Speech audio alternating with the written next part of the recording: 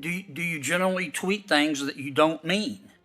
Well, Senator Kennedy, I've contributed to the coarseness on Twitter sometimes by pushing the envelope to break But through. when you did it, did you mean it? It's hard for me to respond to that kind of generally, Senator Kennedy, without a specific You're a smart example. guy. Sure you can. You either meant it or you didn't. You got two choices: door A, door B. Well, Senator Kennedy, I know that I've pushed the envelope. Okay. And Do you regret it? I do regret it, Senator. Do you Kennedy. regret it because you didn't mean it, or do you regret it because it might cause you not to be confirmed? Ms. Garrity, did you call Governor Brian Kemp a pioneer of voter suppression?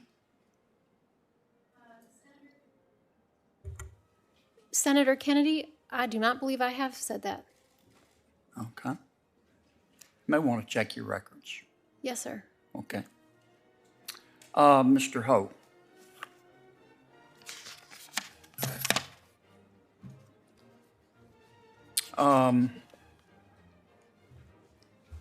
Did you say I support compelled disclosure of political donations by wealthy individuals but not by minorities? First, Senator Kennedy, thank you for the gift of the notepads for my children. You're welcome. Really appreciate it. I don't recall using those words before, Senator. I do remember. Okay. Oh, okay. I've got a bunch here.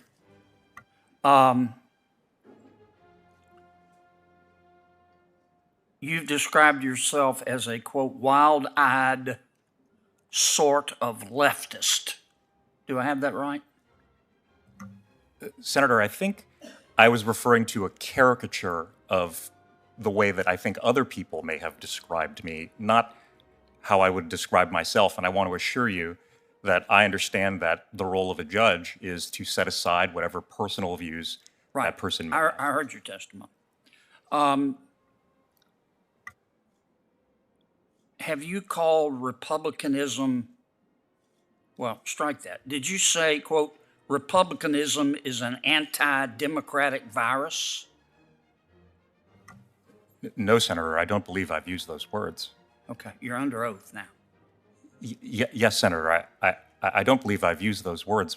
Okay. I do remember saying last year that there was a loss of confidence in our elections that has spread kind of like a virus. Right, well, that's a long way from calling the Republican Party an anti-democratic virus. Yes, it's very different, and I don't believe I used those words, Senator. Right. If you did use those words, will you pull down your nomination? Senator, I don't believe I've used those words. But if you did, will you withdraw? It's hard for me to imagine a scenario in which But I would I'm just use saying, those assume words. it. If you said it, will you withdraw? If I were quoting someone else saying it to describe that kind of sentence, I wouldn't be expressing my own views. But Senator, I don't believe I've ever used those words. I've represented. Did you when you sent out those personal tweets about Senator Cotton, Senator Blackburn, and Senator Cornyn? Did you mean them at the time? Without hearing those tweets, Senator Kennedy, it's hard for me to remember precisely, what was said or what I was thinking at the time. I do very much regret the tone that I've taken on social media from time to time. I know that I've crossed the line from time to time, and When you crossed the line, did you mean it? Without knowing the specific context or the specific tweet that you're referring to, Senator Kennedy, it's kind of hard for me to say, but Do you generally tweet things you don't mean? Senator Kennedy, I would agree with you that Twitter has become a very coarse place. I don't want to debate Twitter. Do you generally tweet things that you don't mean?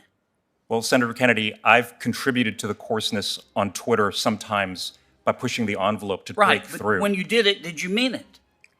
It's hard for me to respond to that kind of generally, Senator Kennedy, without a specific You're a smart example. guy. Sure you can. You either meant it or you didn't. You got two choices: door A, door B. Well, Senator Kennedy, I know that I've pushed the envelope. Okay. And Do you regret it? I do regret it, Senator. Do you Kennedy. regret it because you didn't mean it, or do you regret it because it might cause you not to be confirmed. Senator Kennedy, I regret it because I think it's contributed to the coarseness of our discourse overall, and I think it would be When better. did you have this epiphany that everybody has equal dignity and worth? When you were nominated, or Well, I believe you're including Republicans? Well, I believe you're referring to my religious faith. No, I'm not. Senator. I'm referring to your coarseness. Well, the equal dignity and worth is a principle of my religious faith, Senator. It's also a principle of morals and good judgment.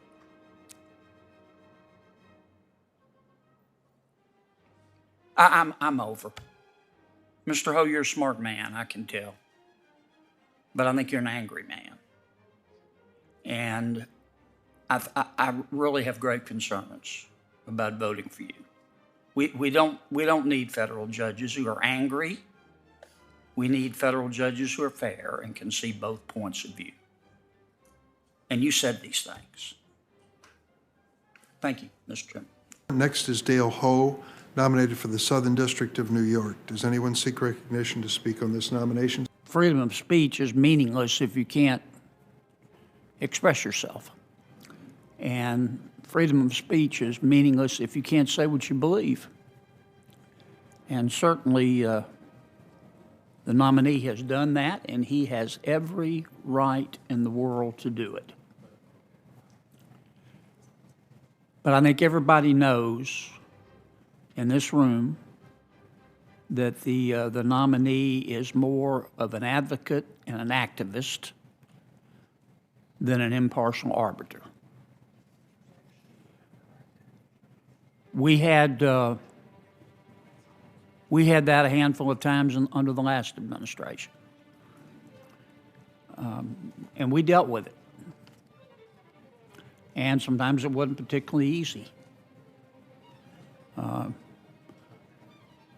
voted against one of the president's nominees on the floor of the Senate, not because I thought he'd be impartial. He came from the White House counsel's office directly to the D.C. Circuit. I voted against him because I thought he had a conflict.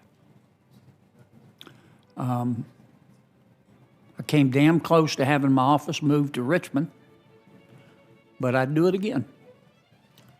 And I really would like to ask my Democratic friends to dig deep on this one and think about it. We'll regret this. Mr. Ho does not have the judicial temperament to wield the kind of power that a federal judge has. He needs to go run for Congress or run for the Senate, but he doesn't need to be on the federal bench. Thank you, Mr. Chairman. The committee has recorded a tied vote on Mr. Ho's nomination to the U.S. District Court for the Southern District of New York pursuant to Section 3, subsection 1A of the Senate Resolution 27 of the 117th Congress. I will transmit to the Secretary of the Senate a notice of this vote. Under Section 3, subsection 1B of that resolution, either the majority or minority leader may then make a motion to discharge. On this vote, the yeas are 50, the nays are 49, and the nomination is confirmed.